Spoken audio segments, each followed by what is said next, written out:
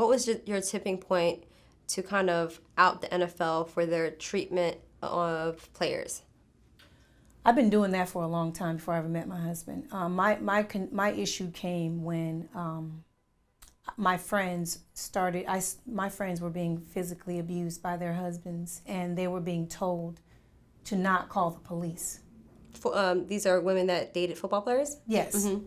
Because if you call the police, he's going to lose his job, and then how are you guys going to feed yourself? And this is NFL officials telling them not to call the cops. These are like coaches, front office people saying things like, if you call the cops again, we're going to have to cut him. Like, we're not going to cut him now. We're going to just sweep this under the rug.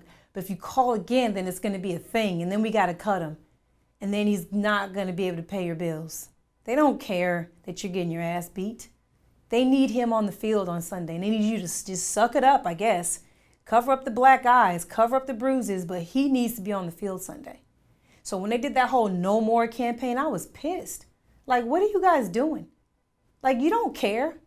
You do not care. You want your product on the field on Sundays by any means necessary. You know?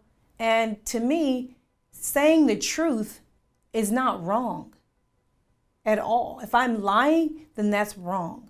But if I'm saying the truth, then you just have to deal with it. So I don't understand what their problem is. It's the truth.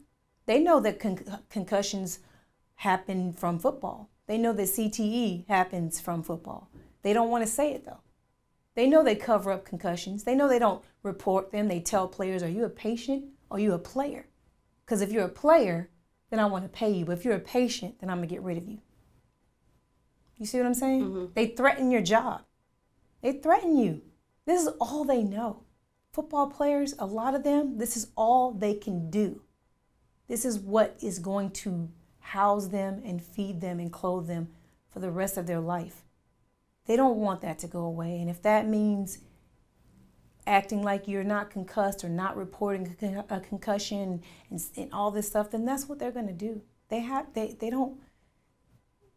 afraid to lose their job, and I get it. Yeah, and you talked about that before. You said they put out a report saying that it went down by 25% as far as athletes getting concussions, but it's only people not reporting. Exactly. Teammates, not reporting it. So that's why I always tell people, numbers lie. Mm-hmm. People always like, men lie, women lie, numbers don't lie. Yes, the fuck they do. Numbers lie a lot, a whole lot, and you can use numbers to fit any narrative that you have. And they will use those numbers. Perfect example, police brutality. They try to use all these numbers and say all this stuff, and it's not true.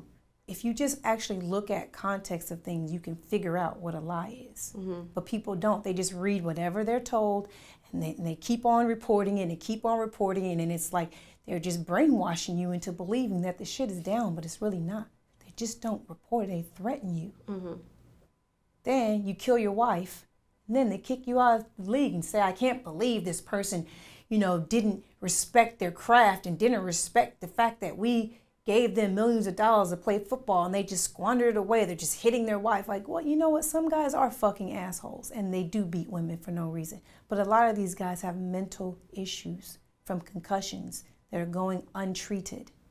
And they're lashing out. And that's why I don't defend, any type of violence. But I understand, I've seen it with my own eyes, how an amazing, nice, perfectly good man can just all of a sudden, Scooby-Doo ending, flip out and hit his wife for no reason sometimes.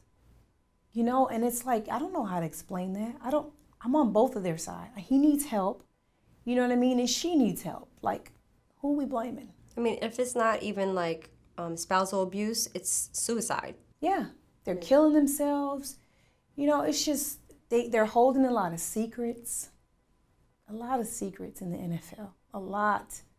And people call me a snitch. Oh, she's a snitch. If I was a snitch, wait till my book comes out. Then I'll be a snitch.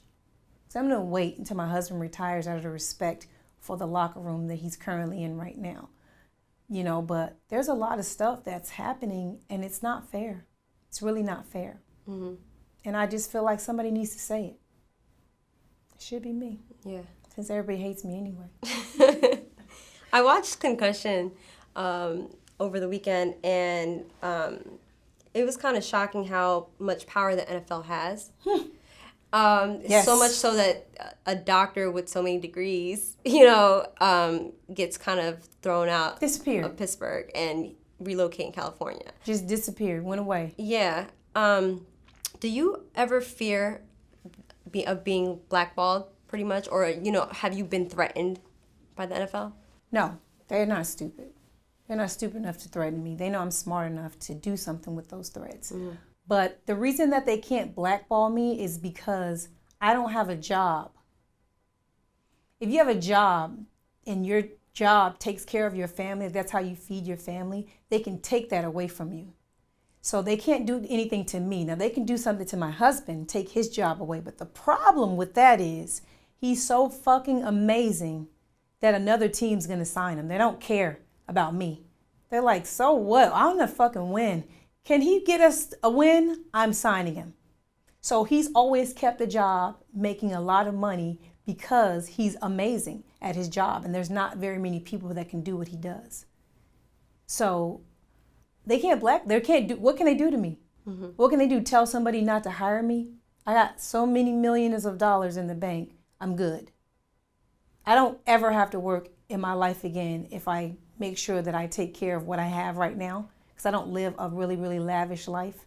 I don't live above my means by any means. So I'm taken care of. Yeah. All my necessities are met. My son has $500,000 in his trust already. He's 5 years old. There's nothing they can do to me because at the end of the day, it's all about taking your money from you. They can't take my voice because there's social media. I can say whatever I want. I have a platform there. They can't do anything to me. If I ever open a business, maybe they can destroy that or try to, kill me. But the only business that I'm planning to open, I'm going to open a weed store as soon as they legalize marijuana in Florida. And then I'm going to open a gym. And it's only going to be catered to professional athletes. So there's that. They can't do anything to me right there. Mm-hmm. But if I want to go on TV, if I want to, do radio, they can stop all of those things. But I don't need those. I have my own podcast now. I pay for everything. I talk my shit and I move on with my life. There's nothing they can do to me. Yeah. Except kill me, maybe. Hopefully they don't do that. But yeah. That's scary. Mm-hmm.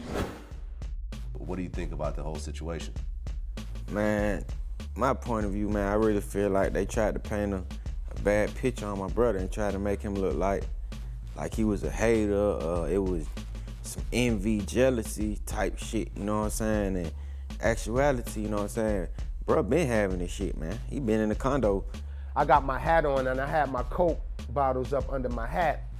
And I'm sitting at the dinner table like an asshole with the hat on, knowing she gonna tell me to take it off.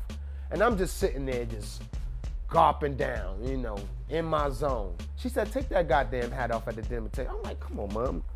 Coke everywhere.